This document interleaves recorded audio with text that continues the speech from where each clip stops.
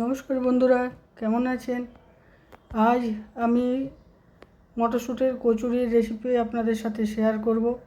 আমার মতো করে একবার বানিয়ে দেখুন।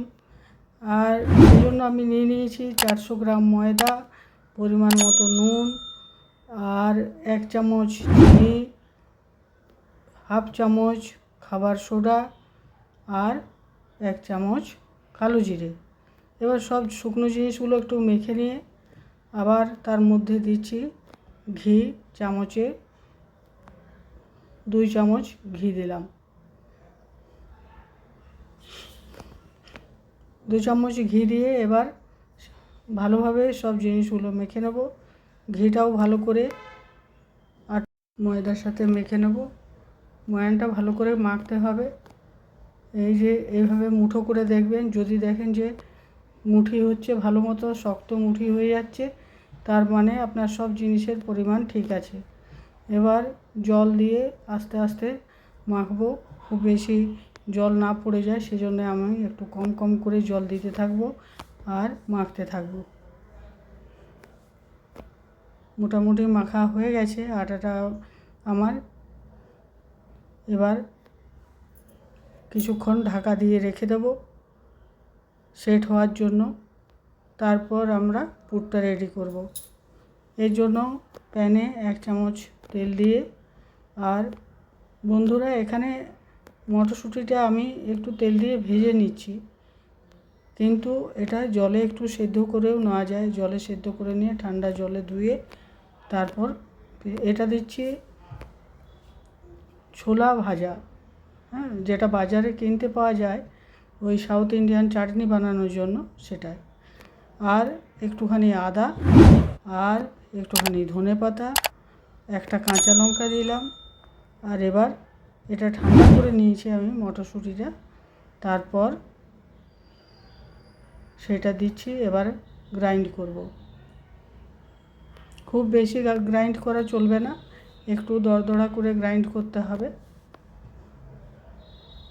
এই দেখুন, একদম দরদরা করে গ্রাইন্ড করে নিয়েছি। এবার প্যানের মধ্যে 1 চামচ সাদা তেল, একটু জিরে ফোড়ন দিয়ে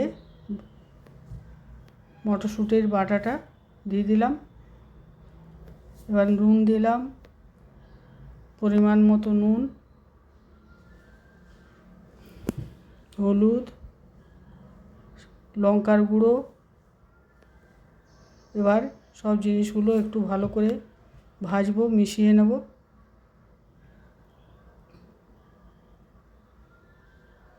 এবার দিলাম মশলা, যে মশলা আমার বাড়িতে সবসময় আমি ব্যবহার করি, আর এর সাথে দেব একটু গরম মশলা। আবার সব মশলাগুলো আমি এর মধ্যে ভালো করে ভেজে নেব। ভাজাটা হয়ে গেছে আমার। এবার এটা ঠান্ডা হোক। এবার ময়দার কাজটা করি। প্রথমে আমি লেচি কেটে নেব সমানভাবে। পুরো ময়দাটা দিয়ে লেচি কেটে নেব। 10টা লেচি হয়েছে আমার।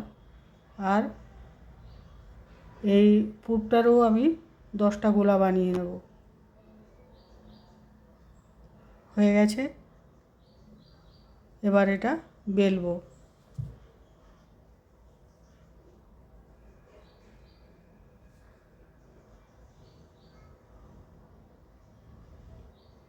এবার একটুখানি শুকনো আটা এর মধ্যে, আটা বলতে বন্ধুরা ময়দা, বারবার আমি আটা বলছি ঠিকই, আসলে এখানে ময়দা ব্যবহার করছি আমি।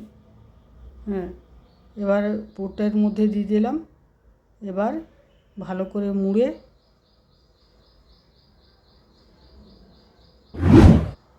এইভাবে মুড়ে নিতে হবে যাতে খুলে না যায়।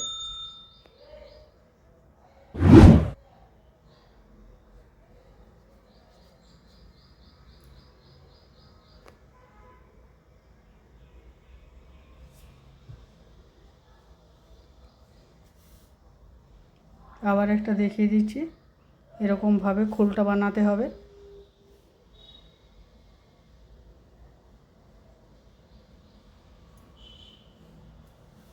অনেকেই লুচির মতো বেলেও পুর ভরে, সেই যদি সেটাতে কারোর সুবিধে হয় সেটাও করতে পারেন। এইভাবে আঙুল দিয়ে একটু চেপে দিলাম। এবার যেভাবে পিঠে মোড়া হয় সেইভাবে এরকমভাবে মুড়ে দিয়ে ব্যাস হয়ে গেল। এইভাবে আমি সবগুলো করে নেব।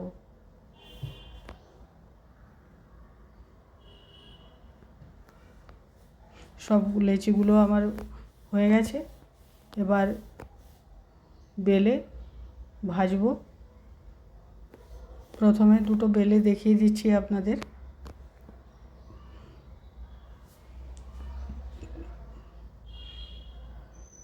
এইভাবে দেখুন, কোথাও কোনো ফাটাফাটি কিচ্ছু হবে না। আর আরেকটা দেখিয়ে দিচ্ছি। খুব আলতো করে বেলতে হবে।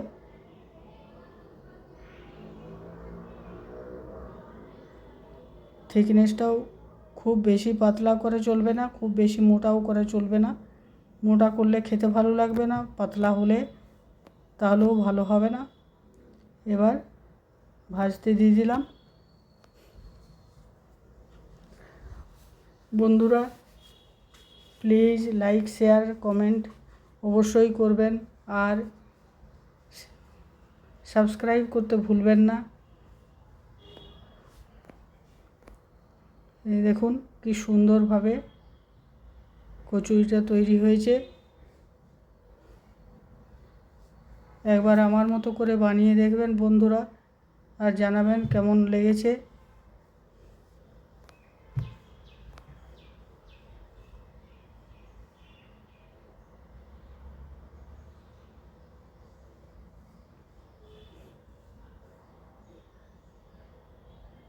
আমার ভিডিও দেখার জন্য আপনাদেরকে অসংখ্য ধন্যবাদ। সব সময় আমার ভিডিও এরকমভাবে দেখতে থাকবেন। আর please like, share, comment, subscribe অবশ্যই করবেন। আর কোথা থেকে দেখছেন সেটাও বলবেন, কোন জায়গা থেকে দেখছেন আপনি। এবার সাজিয়ে দিচ্ছি।